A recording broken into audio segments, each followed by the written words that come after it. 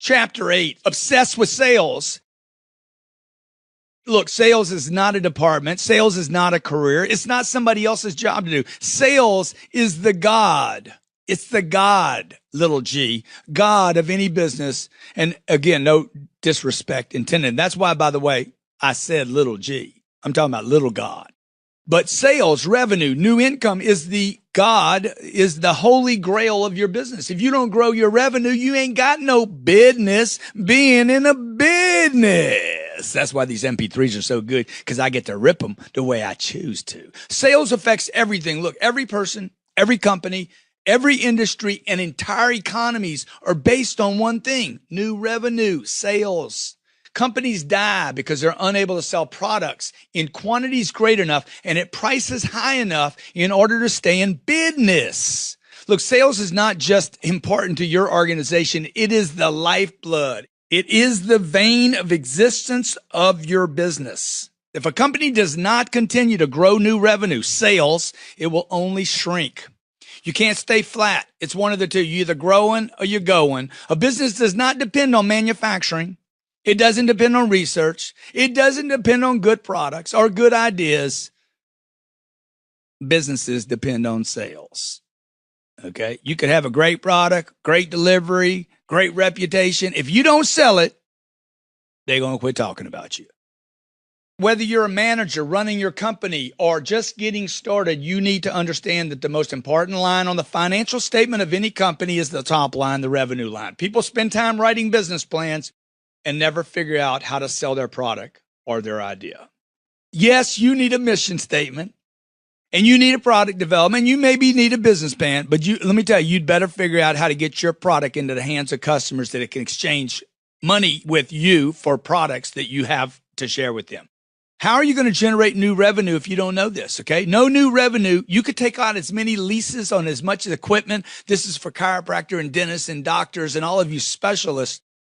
You can go rent the best space as a hair salon. You can do all that stuff. You can't sell your products, you're going to be out of business, okay? You could be the CEO of a multinational company, go to Harvard, Yale, MIT. You could have all the degrees, baby. Look, if you don't know how to sell your product, to collect money, to bring money home, sales is the only thing a person can do that guarantees they control the top line of their business. It's impossible to make anything happen without sales.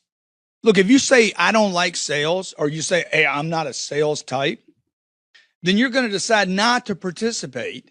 You're not obsessed enough with your dreams. Like, what are you going to do? I don't want money. That's what you say when you say, I don't like sales. I'm not a sales type. You're saying, I don't like the top line of my business. You're denying the holy grail of any business, of any brand. And for those of you out there that think you're not in a business, you are a business. Every individual on this planet is a business, or you're not. I didn't get into sales because I like sales. I got in it to survive and prosper. It was the only space where an individual can actually flourish, okay, and make anything happen whenever they want. The viability of any ongoing organization or individual entity depends on new sales and new customers. Any company dependent upon only a few customers becomes too dependent on only a few customers. You need lots of customers paying prices that have high monster margins if possible. You got to become obsessed with making new customers and bringing in new money. Now, what does that have to do with the individual? If you have 5 friends, okay, and a guy you compete with has 5 million friends, who is more valuable?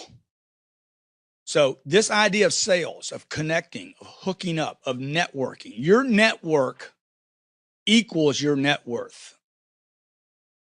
Get obsessed with your product. You and your employees must be engaged and passionate about what you're selling. To make sure you're continuing to be engaged with your sales, ask yourself, is what I'm doing every day making a difference for the better? Do I love my products? Do I love selling my product? Do I own my own product? You know how many people out there trying to sell something they don't own? Have I insisted that my family buy my product? Oh, I don't want to, we don't want to mix business and family. Why not? You believe in your product. You love your product. Make them buy it. Should people go into debt for your product? If you don't think people should go into debt for your product, you're not sold on your product. Do you continue to call people long after they have told you, don't call me back? Could you double charge for your product and still make sense of the cost? This is a list of questions you can ask yourself that I use with my sales team to make sense every day that they're out there brainwashed. That's right, brainwashed that they believe in their product, their service, our offer, so they can continue to stay in a deal long after maybe a customer says, hey, leave me alone.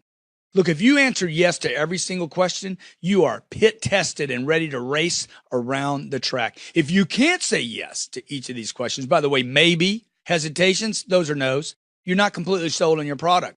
And if you and your employees, your family, whoever's connected to you, do not believe in what you're selling, your efforts will break down and you will miss sales unnecessarily. Since driving around a track with a malfunctioning engine is simply not an option, can't win a race like that, comes down to this. Either commit yourself to loving your product or service until you actually truly do, as I did when I was selling automobiles or many things in the past, or you need to change your product offering, period. Okay. If you don't love, in 2000, I'll give you an example. In 2009 and 2010, I did not love what I was selling anymore. I had to disrupt it and destroy it, cannibalize it. I had to chew my own arm off and build something new to sell that I could be truly proud of. Just don't wait for the market or your customers to tell you what to do. If the market consumes your product, it is because you denied that you no longer had a product worthy of selling. You've got to take an initiative here. You have to be dangerous here, and you have to stay obsessed with this idea of sales. All the way is the only way to close. A major failure of sales organizations today is that salespeople and managers are running around talking to customers and never presenting figures to them. Okay, everybody's like, always be closing. You're not even presenting. If you can't present the proposal, how can you close the deal? It's impossible. They make contact with the customer. They talk to the customer on the phone. They ask a customer to come in. The customer might come in. Maybe you do it over the phone. They report to upper management. We're working on this and we're working on that. Did you ever present a proposal? Did you show them what it would cost to buy the product? Because if you didn't, they ain't going to buy. Okay. Look, it doesn't matter. It doesn't matter that the customer said it's not right time for us to buy it. This isn't the right product. I don't have my wife. I don't have my husband. It's going to be next quarter or whatever, other 17 reasons they gave you. Write the buyer. Offer the buyer an opportunity to purchase. We did a mystery shopper program. One of my companies did a mystery shopper program for over 500 companies in America and discovered that over 70% of the time, the mystery shopper was not even provided with a proposal to offer. In fact, never asking for the order, never presenting a proposal, merely presenting, this is what it would take to purchase this product whenever you do it, is one of the top reasons sales organizations and salespeople fail. The salesperson, scared, unwilling to put themselves in danger of the competition or possibly being rejected, has some other freaking neurosis going on in their head, okay? Maybe you got a wife at home saying, come home, little Ben. What you doing at work so long? Dude, I'm trying to buy you a purse. See, if your spouse is telling you, come home, you're working too much, you're working too hard, take off, you got a problem. No wonder you're not presenting. You're not all in, okay? When you refuse to walk the prospect all the way through the sales process to a proposal, you will not close deals. I've worked with tens of thousands, hundreds of thousands, millions of salespeople, and tens of thousands of sales organizations, and this will blow your mind. I assure you that it's the salesperson's own fault that they're losing sales by not presenting an offer. And the reason it happens is a lack of training and the fact that no one's holding salespeople and management accountable for the traffic and the process, okay? You're counting traffic. You're talking about leads. You guys talk about conversions. You talk about ROI. Present the proposal, but you don't track that. If you don't present a proposal, they cannot and will not buy. This results in sales cycles that are longer than necessary, razor thin margin, and over 50% of sales organizations miss quota. That's a fact. All because a salesperson and management never took the transaction all the way, and because the manager never held themselves accountable and the salespeople accountable. It's a simple fact. If you miss a step, you will lose the sale. Number one, if you don't ask for the order, guess what? You're not going to close the sale, right? Number two, if you don't present a proposal, you will not close the sale. It's impossible. Number three, if you don't deal with the decision maker, you will not close the sale. Number 4, if you don't deal with all influencers, you probably won't close the sale. Number 5, if you don't solve that magic problem they got, not the one they're asking about, I'm talking about the magic one. I'm talking about the magic problem. If you don't solve that, you probably won't close the sale. And number 6, if you don't follow up, you're not going to close most of the sales. Remember, most sales are made between the 5th and 12th follow-up. If you're not obsessed with closing, guess what? You won't close the sale. But go into every sales situation and every customer interaction, believe in one thing. Believe in when you go into it, I believe I can close this sale. I walk into every deal. No matter what people tell me, I'm like, I believe I can shut this deal down. Push yourself and others with accountability. I recently saw a survey by the Bridge Group suggesting 50% of salespeople don't hit their quotas. Now, is that because the quota was too high? Or did they fall short because no one pushed them to achieve it?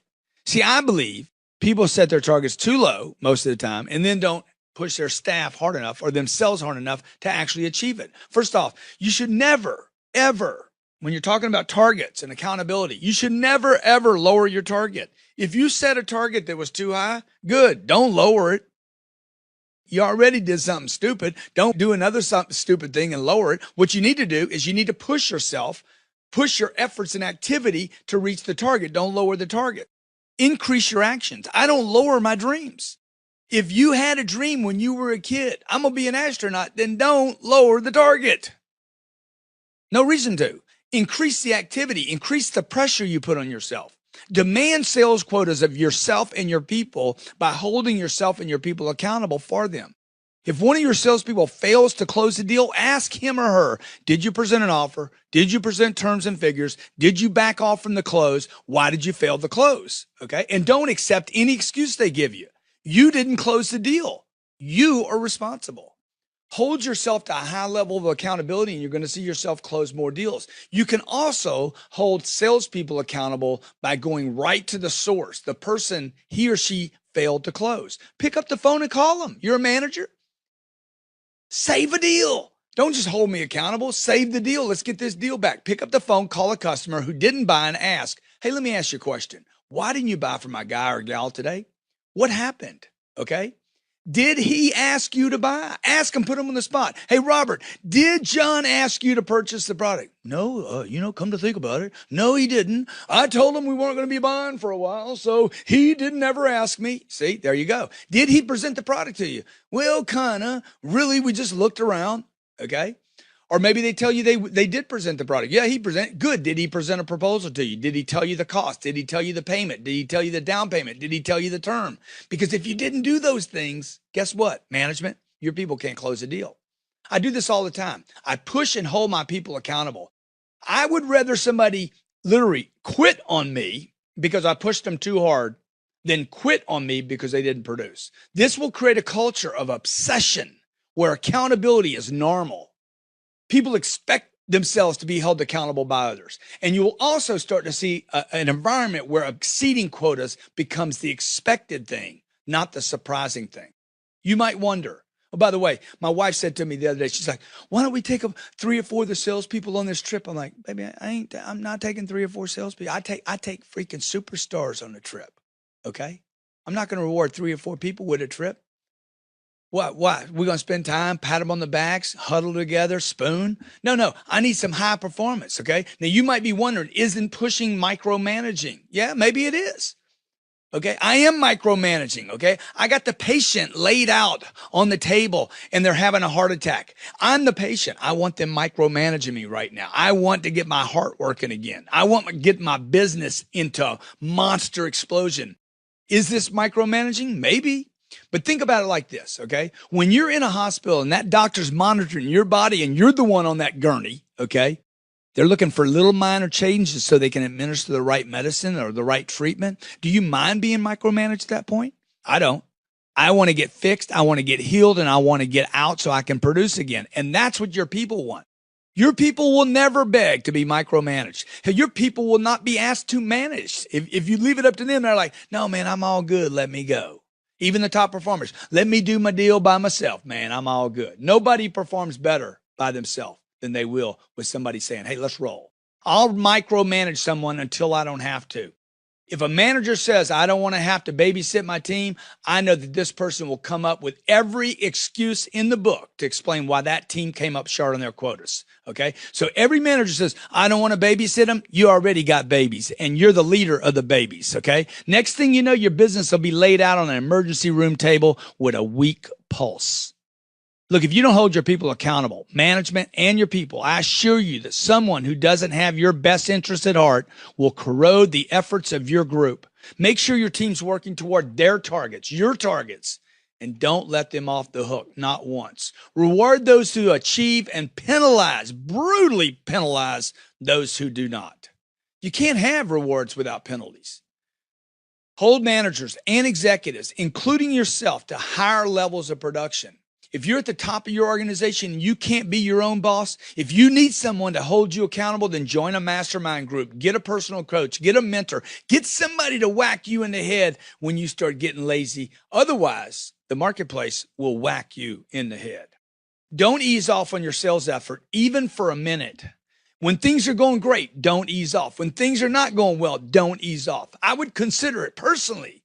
The obsessed person will always consider it treasonous to myself, my company, and my family if I allow the people below me and around me to represent me who did not either make a sale, assist in a sale, or attract new customers to the company. At my company, everybody is responsible for bringing in new business. You want new money? Bring me some business. You're in accounting or shipping. You want a bonus? Bring me some business. That's how we all get bonuses here. To make sure this doesn't happen, we keep statistics on every error on contributions and production of every single person in the company. Is this micromanaging? Maybe. If people can't handle the pressure or refuse to contribute, we ask them merely, the door you came in, please leave. You should too, man. Make it a hard environment to work in. Push your people to be great. And if they're not great, let them be average some other place. Quantify your success. Numbers don't lie. People lie. I asked one of my guys the other day, how many people did you call today? He said to me, 3 or 4. Well, which is it? Is it 3 or is it 4? Again, this goes back to accountability. Okay. This goes back to being like, get the real results. Did you call in 3 people, dude, or 4 people? It doesn't seem like a big deal. It's 1. No, it's 25% difference. In fact, it was probably 2 that he expanded to 3 or 4. Okay. We know he'll lie. I know he's not accurate. That's for sure. And by the way, everybody can fib. To me, there's a big difference. And I want my people to know, not just to be accurate, man, but tell yourself the truth. Not to me, tell yourself the truth. I found out it was actually 2 people that he called on. I said, really? Tell me the people you called on. Called on this guy. What's his name? Where is he? Okay. What's the other person? I said, how about the third one? Come to think of it, there wasn't a third person. Well, I did call him. I left a message for him. Well, that's not what I asked you. Okay. Look, I have some sales reported to me every hour. When I tell Josh, every hour I want a number, okay? Can't give it to me every hour? Give it to me every 30 minutes. Can't do that? Give it to me every 15 minutes. That's a problem? Give it to me every 5 minutes. Sooner or later, dude, he's going to give it to me. You get it? Okay? Keep track. See the activity. Sales attempts, sales contracts, presentations, numbers presented, phone calls, contacts made, proposals, appointments, decisions, closes, money in-house, collected. I collect stats on almost everything. Sales cycle, the proposals to pricing, terms to contract, to the data entered into the customer relationship management CRM software. I want to see that information. This is the lifeblood of my company and the lifeblood of your company. But you can't find time to check the lifeblood, the single thing. Most business owners spend more time on what goes out than what comes in. Success is a funny thing. It demands and needs your constant attention. Ignore success and you will not get it. It will leave you for someone else. If you funded a $200 million blockbuster movie, imagine you were the investor, $200 million. On opening day, would you want to report every hour? Would you be hungry for the reports on ticket sales? Not on scripts, actors, and not on awards, not even on reviews, because at the end of the day, a movie is rated by how much it sells. If your business ever goes public on Wall Street, you'll be watching the stock price, I guarantee you, every second. Your livelihood depends on being obsessed with results so that you can predict the income, future income, so you'll know how much you can spend and how much will be left over, called cash flow. The best way to measure your success are new dollars and new customers, not old dollars and old customers. Your hopes, aspirations, your security are tied up in your ability to make sales. So stay informed on those sales. Get obsessed with having reports sent to you throughout the day. The more important the number, the more often you should have that number sent to you. Everyone will get it that you're serious about the growth of the company. They'll get it that you're obsessed. Get obsessed with show me, don't tell me. I don't trust what people say. I'll tell you right now. I'll tell my people I don't trust you. Show me. I trust what you can show me. Have a sales meeting every day. I don't care if your sales meeting is a virtual meeting online, a conference call, Skyped in. It has to be done every day. If you expect your people to perform at the highest levels every day, to be obsessed with sales and new revenue and new customers and new performance levels, meet with your people daily and feed your vision to them. If you work for yourself, you should still have a sales meeting every day, even if you're the only attendee. Write down your goals every day. Keep track of your metrics every day. Use your customer relations management software. Keep track of your contacts, your calls, everything. Look, pay attention. What you obsess on will get better, or it will make you worse, okay? Analyze your data and use your math. Use the math to fuel the future actions necessary to get what you want, to guarantee it, just as you would if you had a roster of people behind you. 52% of sales managers claim they don't have time for sales training. So keep it short, keep it tight, but don't ignore it. You need to do this with every shift. How much time you spend in your meeting is not as important as simply having that meeting, getting them inspired, getting them focused, and getting them in the neighborhood, the zip code of being obsessed with your offer.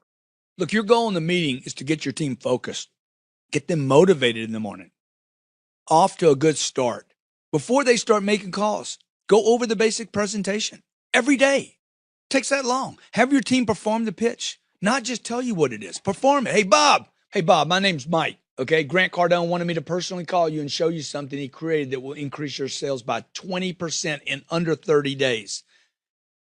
Have everyone repeat that one thing. Get them doing one thing well that day before they start that day. Then cover the 3 or 4 biggest objections they might hear that day, so your team isn't hearing them for the first time with a live customer and they waste that customer.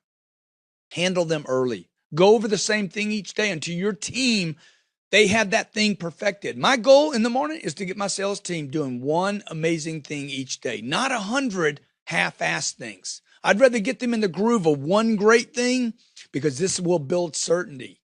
Okay, literally, I could take one thing, just reinforce it every day, and then stack it. Once they have that one thing figured out, then stack it with a second thing. This builds courage and certainty. For instance, a theme at my sales meeting might be, we increase sales 20% within 30 days. I'll have them repeat that over and over and over again until it becomes a chant.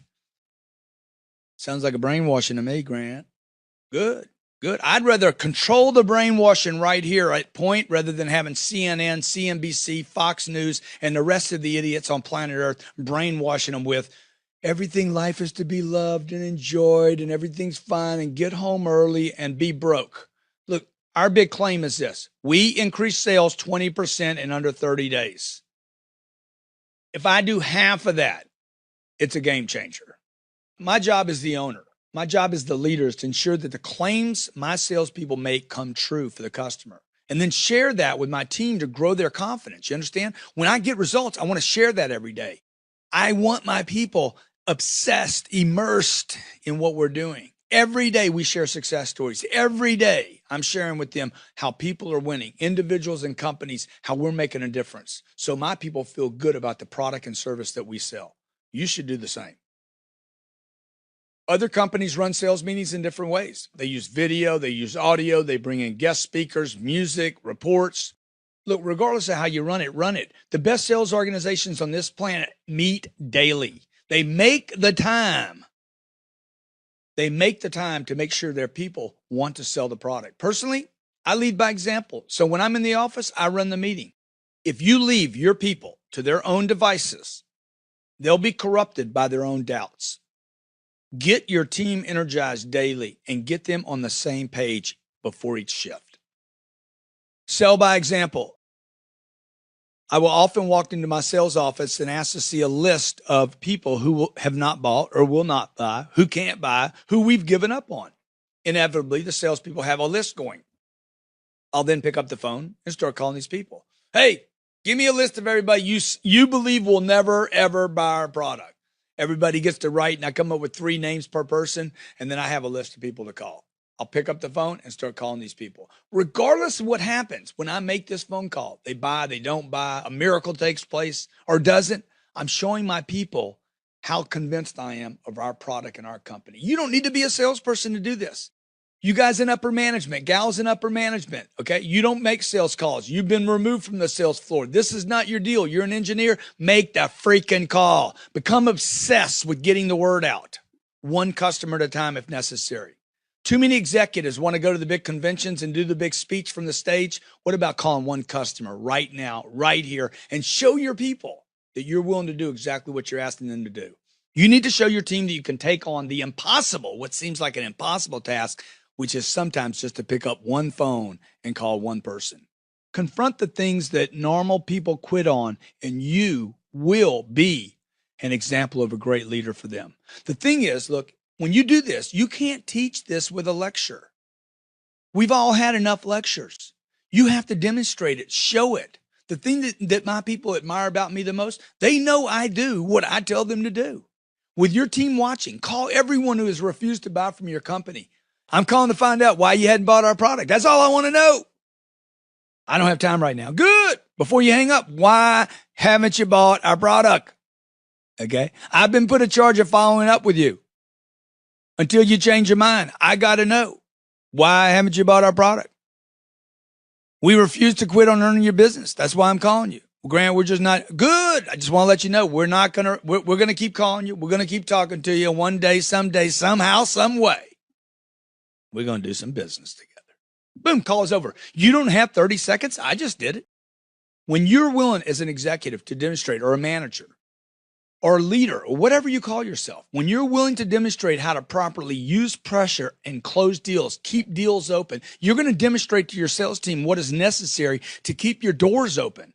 Find the time each day to make those 2 or 3 or 4 phone calls. It'll spread through your organization like wildfire. Everybody's going to tell everybody, boy, that guy GC, man, he does what he says he's going to do. Show the sales team by your representation, by your actions, that you're obsessed with the growth of the company, that anything can be done. Show them what is possible.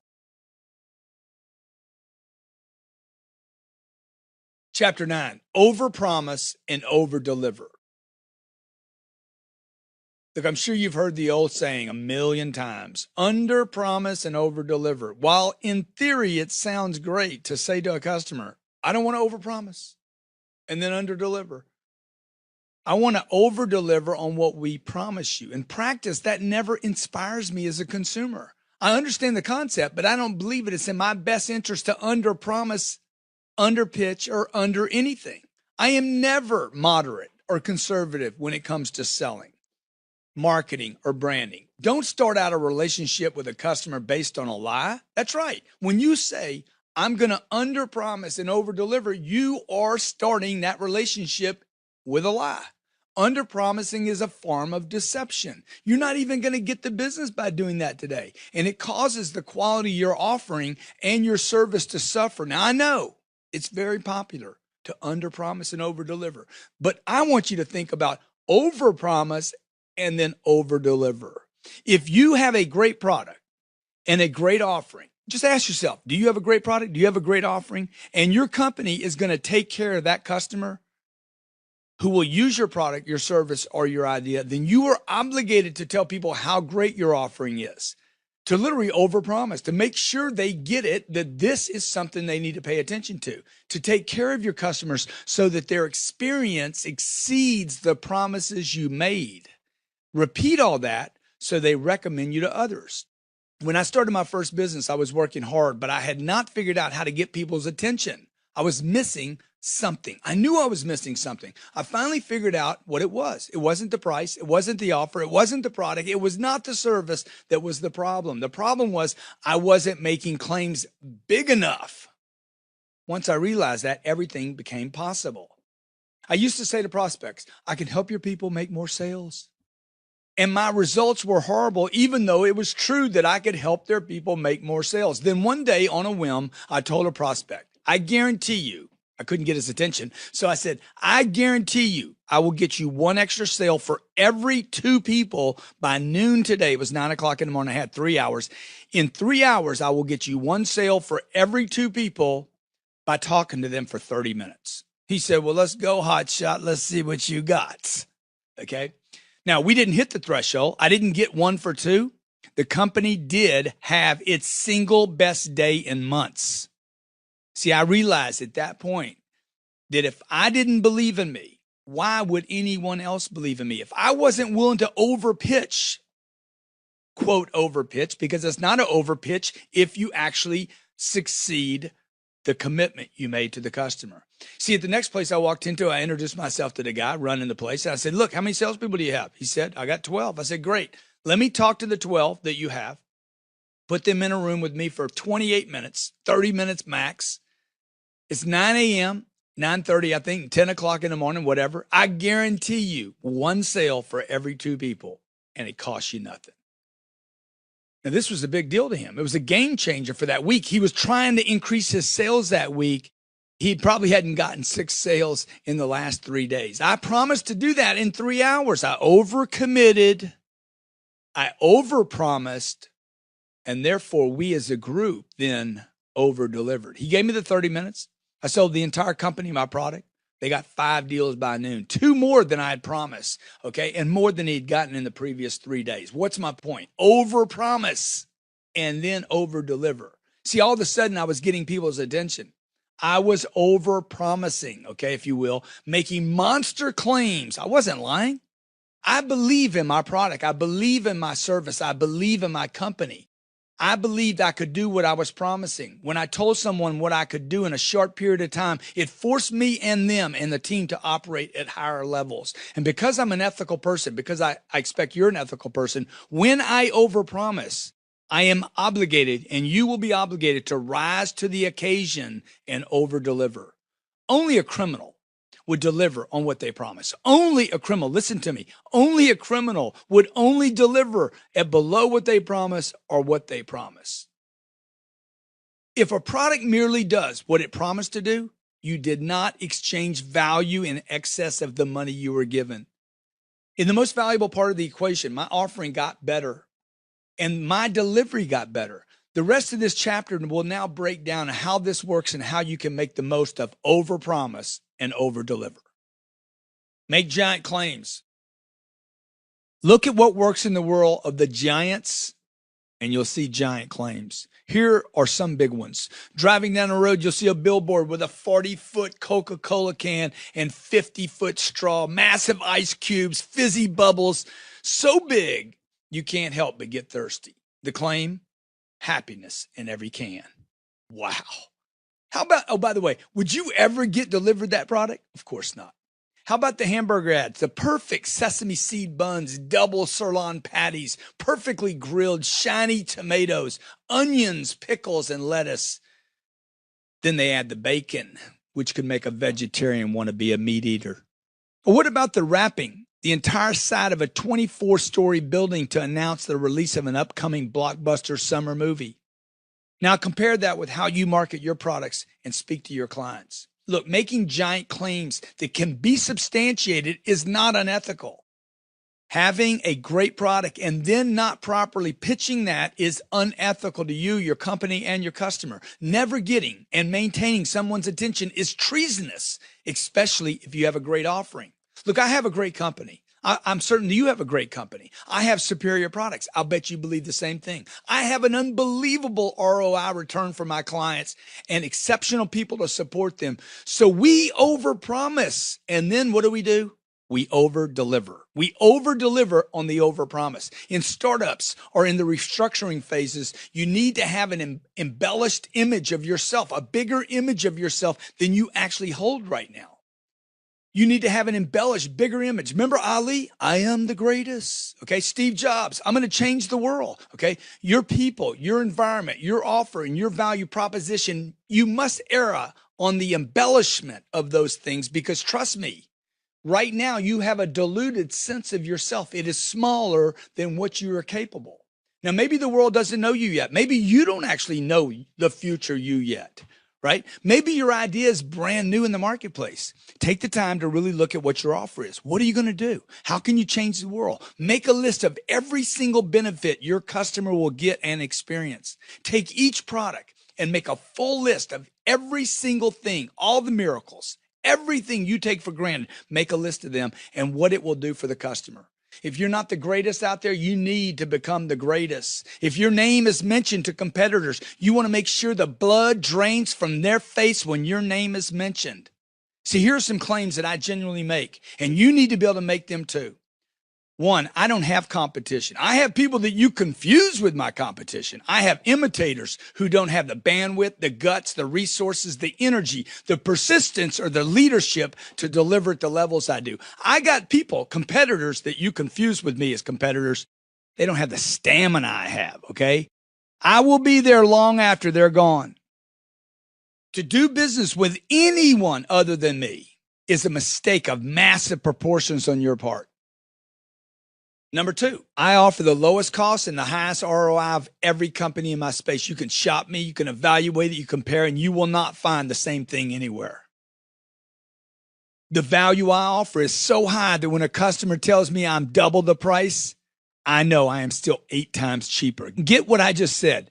I could be double the price and still evaluate and break down and substantiate how I'm 8 times cheaper. If you can't do that, you're not the best product, the best service, or the best offer in your market. When my competitor then asks my new customer why they did business with me instead of them, my customer is going to say, we paid him more and still got a better deal. Become obsessed with being the best. That's when you overpromise. It's not bragging if it's true, as Ali said. When you are a legit deal, when you are the master of your universe, okay? When you are the king or queen of your domain, you will always rise to the commitment that you made and over-deliver. It's not overselling when you deliver. It is never lying or bragging when it's true. No one wants to be average. No one values average. No one wants to buy or invest in average. People want to exchange their time and money for something special. Committing big makes you deliver big. Look, if you never overcommit, if your people never overcommit, if your company never overcommits, neither you nor your people or your company will ever overdeliver or perform at higher levels. The more I promise the marketplace, the more attention I get. And because of all my screaming about how great the offer is, I am then forced, because of my integrity and ethics, I am then forced to deliver at a higher level. Overpromising will allow you to establish and then exceed exceptional levels of delivery. If you're short on creativity, I promise you, it's only because you are short on commitment. I tell my people this constantly. If you're short on creativity, it's because you lack commitment. Where you lack commitment, you will lack creativity. When I'm not finding creative ways to expand, when I am not finding creative ways to expand my business, I look at my commitment and the commitment level of those around me. Then I make it a point to raise my commitment in order to find my creativity. Creativity follows commitment always. I demonstrated this exact concept with my sales team recently. I walked into their office and said, give me everyone you're working right now, and I guarantee you I'm going to close a deal in 20 minutes. I walked in out of nowhere, just like I said earlier.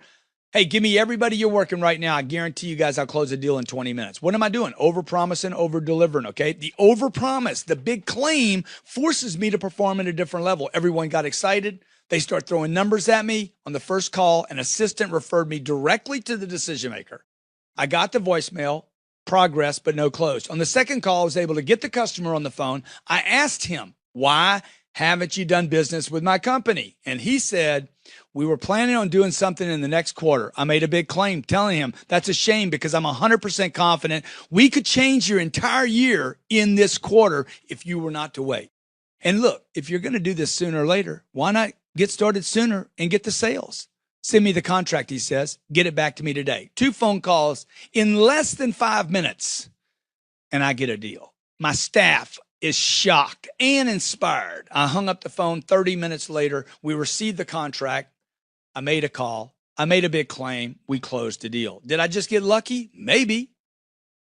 Two things to consider here. We earned the business of a customer, number one. Number two, my team benefited by watching me do exactly what I'm telling them to do. I told my team, I'm going to kill it. And sure enough, something good happened. I put my future into a current environment, and then I had to grab it and bring it forward to make it a reality. Look, once you fully commit, overcommit, you will overdeliver. Once you are fully committed and quit hedging, creative solutions will show up, I promise. When you commit completely and have no other option than to deliver at that level, you will figure out how to get it done, regardless of how impossible it may seem at that moment. Look, you're creative to the degree that you are committed, and you're successful to the degree that you make a commitment known to the world. Put yourself and your product out there, over the edge of the small thinking of your competitors, and go big and be obsessed with it. Commit first and figure the rest out later. The obsessed are willing to be reckless. They're willing to create and manage chaos in order to get growth. They are geniuses only because they are courageous. Ask them about their courage and they will tell you, I find my genius when I am completely committed. Look, commit first and figure the rest out later. In the beginning of any endeavor, you're going to have this need for ardor. You're going to have this need to I want it all figured out. If you do that, you're going to get your teeth kicked in. The fears get unleashed. The moment you go into a transaction, I got to have everything figured out, everything's going to start where you start making commitments, and then you're going, oh my God, how am I going to get all this done with everything else I have going on? You get your teeth kicked in. Is this really a good deal? Should I really do this? What if I make a mistake? How will I get financing? What if I can't get the financing? What about the holidays? What about the family? What about this? What if I can't do everything that I just promised? What if the world gets hit by a massive comet in the next 12 hours? You won't need to figure any of this out, okay? This deal will be the least of your problems. Hell, the world might explode before the day's end, so don't sweat the little details. Do not allow yourself to get caught up in the minutia. Do not be afraid of venturing into new territory, making big, giant claims, assuming that miracles will take place and that you are the one that will wield the solution. Look, everything you've ever accomplished started with literally a first time. When I got married, it was the first time. When I had a baby, it was the first time. When I dealt with an IRS audit and won, it was the first time. When I started my first business, it was the first time. When I wrote my first book, it was the first time. When I had my second kid, it was the first time I had a second kid. When I responded to a $60 million lawsuit, it was the first time. I went all in. I overcommitted. We figured it out. It all works out.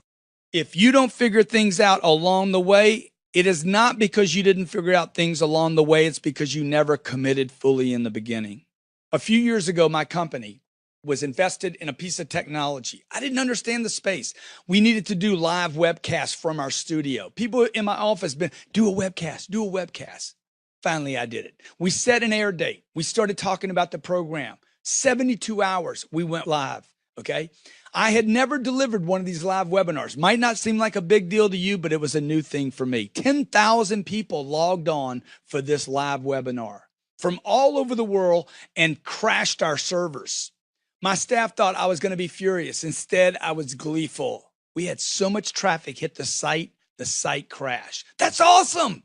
I was running around the office like a kid chanting, I broke the internet all by my damn self. We rebooted the site and delivered 5 hours of uninterrupted content to 10,000 people without a break to our audience that night. Almost $1 million of revenue with 3 hours or 3 days of promotion. The internet crashed and we continued on. The point of that story is this: overcommit, overpromise, overcommit. You'll figure it out. Overcommit and you will figure out how to solve the problems. A month later, we did another webcast, this time prepping for all the same things.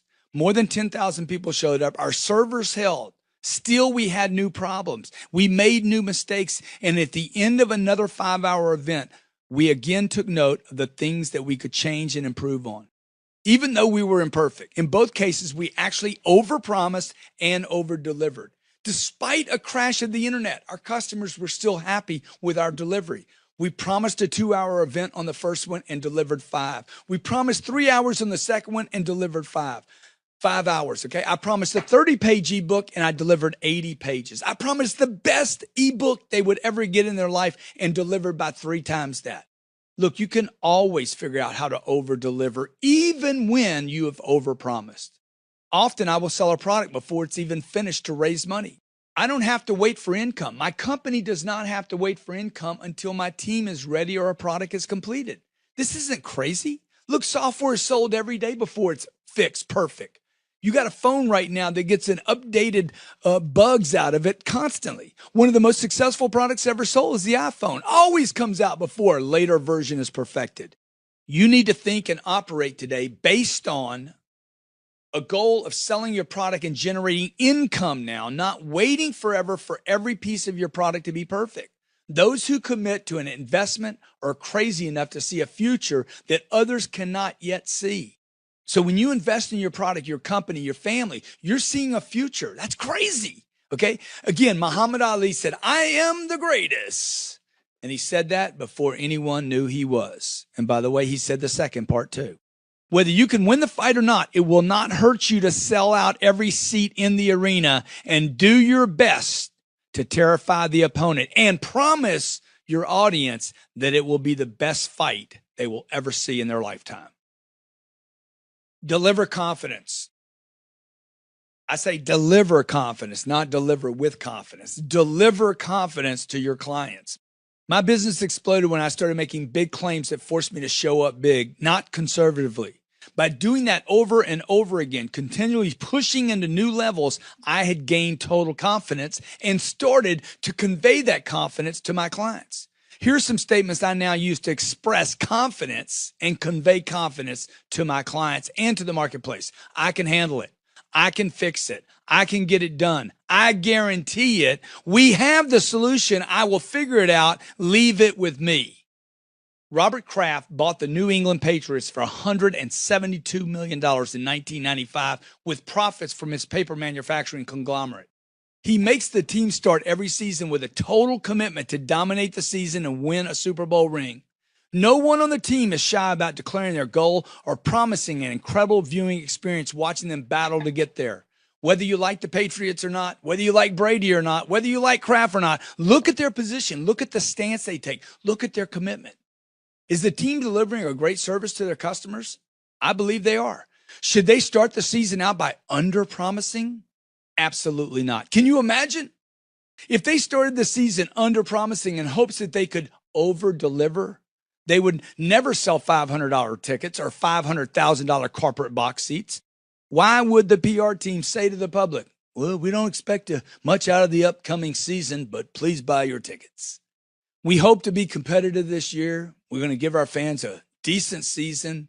And if no one gets hurt, who knows? We might have a 50-50 season. No. What did they say?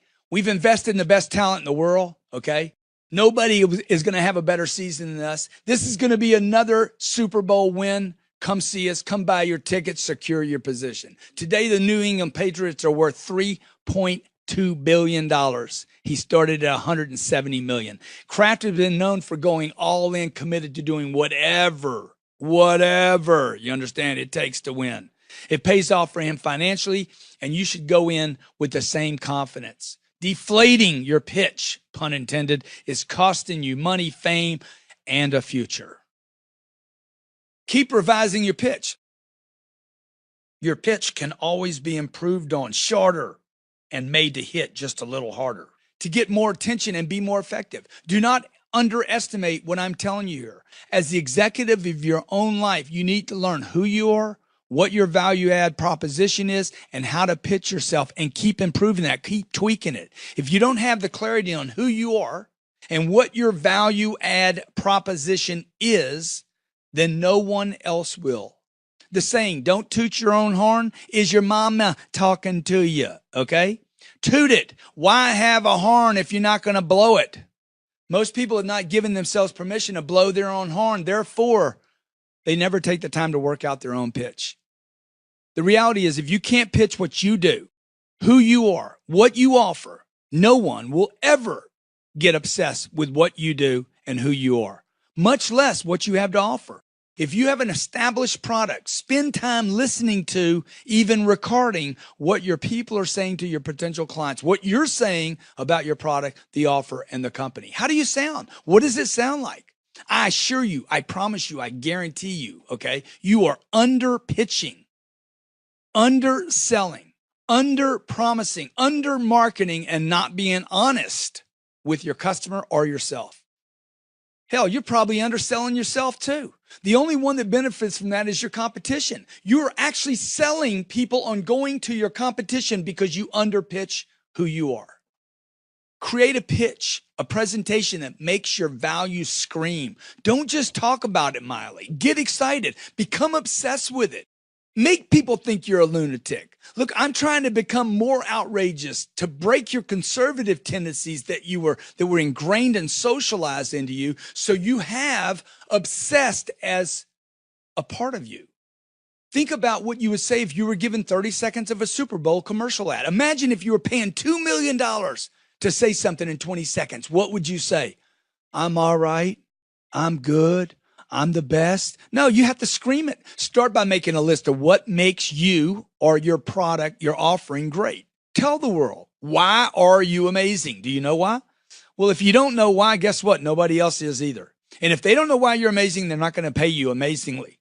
Why are you the greatest? If you're not the greatest, if you don't know why you're the greatest, you can't. Why are you the best? Why should I overpay? Okay. Now you could be right now manufacturing reasons not to say that, and or more likely is you just hadn't taken the time to look at what horn do you have? How does it sound? What makes it special? So there you sit on the street corner at 3 o'clock in the morning, blowing your own horn as loud as you can. Look, all I did here was sit down with who I am. What makes me great? What makes me exceptional? What am I willing to say about myself? Become obsessed with who you are. Become obsessed with your value add. All you have to do is create a pitch that promises you will, and I assure you, you will. Take advantage of the competition's lousy delivery. The very thing that holds you back holds them back. Customer service is what you offer clients before, during, and after a purchase. For a customer to perceive these interactions as success, you and your employees must adjust to the needs of the customer. Most people in most companies, however, are unable and unwilling to actually deliver great customer service. They talk about it. They talk about customer service all the time. Why? Because they don't deliver it. My company, we never talk about it. Why? Because we overpromise, which forces us to overdeliver. So we don't talk about customer service. We're always trying to overdeliver to the client. The customer service industry has terrified business people with statistics that encourage you to underpromise and then overdeliver. Flip it, overpromise, and I promise you it's going to swing you to overdeliver. Here are some examples of companies that have done this. An American Express survey done in 2011 suggests 78% of consumers have bailed on a transaction or not made an intended purchase because of poor service experience. I assure you that number has not improved because of this survey. According to a 2014 survey by Bequity, 3 out of 4 consumers say they have spent more with a company because of a history of positive customer service experiences. Oh, that's great data. Like, who doesn't know if I give a great experience, I'm going to get more money? Here's a Ruby Newell Legner takes 12 positive experiences to make up for 1 bad one. Okay, good, bud. What do I do about it? So everybody's trying to avoid a negative experience. What you need to do is become obsessed with burying your customer with positive experiences and taking the negative experiences and turning them into positive reviews. The White House Office of Consumer Affairs says that the reports of bad customer service experiences reaches more than twice as many years as praise for good service experience. You can make this reality work for you. Look at what other companies in your space do and take a look at what they will not do, then exploit them. Over the years, every company accumulates a list of policies about things that it will and will not do in certain circumstances. The company then creates policies to prevent these things from happening again. The point of those surveys is this. What's the point? I understand that. I know that, okay? For example, your competition right now throws up their hands and declares, that's it. We have a new policy. Salespeople can no longer contact the customer without legal looking over the agreement first. It's ridiculous. Don't call somebody back. Don't get a threat. Don't post too much. Don't email too often. You can exploit policies of your competition by being responsive and flexible and by breaking the rules. As someone competing against the executive, Mr. Penalize, all because of one situation, I will expedite deals by freeing my salespeople up to contract without the added time of our competitor needing to go to legal. I once called the large real estate company in the Southeast about a listing it had available. I asked the veteran agent, what is the cost on a deal that size right now? She said, sorry, our company has a policy. We're not allowed to discuss the interest rates on the mortgage. She had a multi-million-dollar transaction she'd been doing for 30 years in this space, and she couldn't discuss the rates because some executive at some company at some time came up with some dumbass policy that said, don't talk interest rates. I didn't ask her to lend me the money. I didn't ask her if she had a bank that she could tell me what the quote was. I was asking her not to commit to a rate, but to give me an idea. My question was about moving my interest in toward the purchase, not away from it. I was passing the ball off to her to see if she could simply run it into the end zone, at which point she says, I cannot pick that ball up. That's all for you to do. From this point forward, I cannot help you, she said, basically. I will not help you. I cannot help you. I am ignorant. I am stupid. I know nothing. See, this goes back to that under promise, over deliver. The truth is, because she wouldn't over promise, she wouldn't make any commitment of any sort. See, you're on your own, Grant. This is ridiculous to the consumer. Might not be ridiculous to you, but it's ridiculous to the customer. No wonder the internet blows up with information, providing with apps that the real estate agent can't even quote from. Beliefs like this are rampant in the marketplace across all industries, and it's up to you to exploit, to become obsessed with exploiting the policies that cripple your competition like this one. Look into this and you'll be shocked how many companies today steal with customers who have access to boundless, endless amounts of information, refuse to discuss critical elements necessary to move a deal toward the closing. Plumbers and other contractors refuse to quote prices for their services over the phone, terrified their competition will beat them. Instead, they beat themselves. Or they don't want to commit to a number because, oh, what if we can't deliver at that stated price? Again, kill themselves before a deal exists. Their website might promise, we have the best pricing anywhere, call us. But when you call them, they refuse to give you a price, or it takes 2 days to deliver it. Exploit it. Be obsessed with exploiting other people's weaknesses. No wonder internet sales are exploding. They're exploiting the limitations of mom and pop and retail outfits. People don't have to endure negative experience of waiting, wanting service, and having to wait that can't be delivered because of some dumb executive ivory tower policy created long, long ago. I do a show each week from my studios at Grant Cardone TV where I call businesses and I search for these neurotic, weak points in companies and show them, demonstrate that they're out there. Tell me about your offer. The things I run into are sickening over the phone in live calls. I call a major retailer. No one answers the phone and it rings 12 times. I call a local CrossFit business who refuses to talk to customers at lunch because that hour is considered sacred workout time. A law firm wouldn't start any work until they received a retainer because it had been stiffed one time by one customer 10 years ago. A real estate broker refused to show me a property or tell me anything about the offering until I signed a confidentiality agreement because he heard a story about a buyer who went around the broker directly to the seller in order to save 3 cents 6 or 7 years ago. A boutique watch store wouldn't give me a price over the phone. Their excuse, we don't want you to shop our price and maybe go to the competition. They end the deal before it even starts. People are so busy trying to solve some problem from the past, they miss opportunities in the moment. I've seen this happen in my own company. My VP of sales wrote a letter to my internet department stating, anytime a customer with a title of VP or higher attempts to buy our products online, send it to the sales department. His or her order should not be processed here and should instead be processed by the sales team. Was he real? I'm like, what are you doing, dude? Just imagine you're not the VP of a company and you want to purchase a product of mine online. and you come online, or you're the VP, or you're an executive and you want to purchase something online, and I say, I can't do that. You need to talk to my sales. Never stop an order. Become obsessed with making your orders process easily. Become obsessed with answering all your customers' questions. Look, my VP was trying to do the right thing. It's not like people are trying to do the wrong thing. Knowing these customers were probably buying the wrong product on the internet, his belief was, let's send them to the sales department, but it was an inconvenience. It is never okay to inconvenience a customer. Never. I walk into a steak restaurant. The guy comes over and he is compelled to read the entire menu, the specials, when I don't care. There's 12 people at the dinner table. I'm like, does anybody here care? No? Good. Please quit reading to me.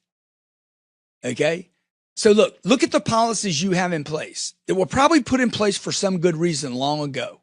Are they interfering with the processes to move a customer forward to purchase your product? If this can happen in my company, I guarantee you can bet other companies, maybe your own, are behind with outdated bad policies, rules, and beliefs. Look for them. Just look for all policies. Hey, tell me every policy we have in the company. Half of them are unneeded. Get obsessed with exploiting every weakness of your competition. Get obsessed with improving your organization. Use every possible advantage to separate yourself from the mass of average, little, tiny thinking, where your business can become indistinguishable to others. Do whatever it takes within legal parameters, within whatever is ethically and morally sound, to deliver in ways that exploit other weaknesses. And whatever your competition won't do, refuses to do, has policies against, whatever it is, exploit it. See if you can somehow do the things they won't do. Look, you don't want to be doing what everyone else is doing. Do what they won't do and offer what they won't offer. Break the rules, or better yet, make the rules. Make your customer the winner. Before presenting your product to a potential client, remind yourself of how your offer is worth more money than they are going to give to you. This is what makes the best deal anywhere. When they get more for their money than you took from them, they win. Always make sure the buyer gets more value than the money exchange. If a company invests $1.7 million in customized sales training program, I want to make sure they get $15 million back. You understand? My product is free. All my products are free. In fact, they're better than free. My products make people money. So if you give me $2 million, I'm giving you $15 million back. People don't buy a price. They buy the product. They buy the solution. They buy the people that support that solution and that product, and they buy the company. Price is just a piece of the puzzle used to evaluate a product or service and therefore make a decision. This is true with all value offers. In the end, your value is what's best because it makes your pricing better, your warranty better, your financing better, your terms better, your product better, and your service better. And then there's the ultimate value add, you, the individual. No other deal will come with you. When I was selling automobiles or clothes or fish or whatever, okay, it didn't really matter what I was selling. Somebody could beat the deal. Somebody could make a lower price. But the deal was rarely the product. It was always me. I was the difference maker. And if you're not the difference maker, well, then you're just not the difference maker. I remember a man told me, Warren, once, he's like, I can get this same product down the street for less. And I said to him, you're right, probably can, but just keep in mind, that product does not come with me down the street. And so he bought from me because he wanted me. He wanted to do business with me. He wanted me to do well. I assure you, he paid me more than the other. He paid me a little more. It doesn't mean because he paid me more, it was a bad deal for him. It was actually a better deal from him. I continued to sell him and his family that product for years. I became friends with his family. I treated him and his family like VIPs, like I would my own family and my own friends, and sometimes even better, okay? Tell the world you're the best. Sure, it's going to cause people to think you're too this or too that, arrogant, conceited, a braggart. So what? At least they're talking about you as being a braggart rather than, I don't talk about him at all. I don't even know who he is. But just as you never take advice from the people who have quit on themselves, the person who says you shouldn't brag has nothing to brag about. Tell the truth about how awesome you are. Tell people how good you are. Tell people how ethical you are. Tell people not how competitive you are, but how superior you are. And then deliver on that promise. And then over deliver on that promise as well.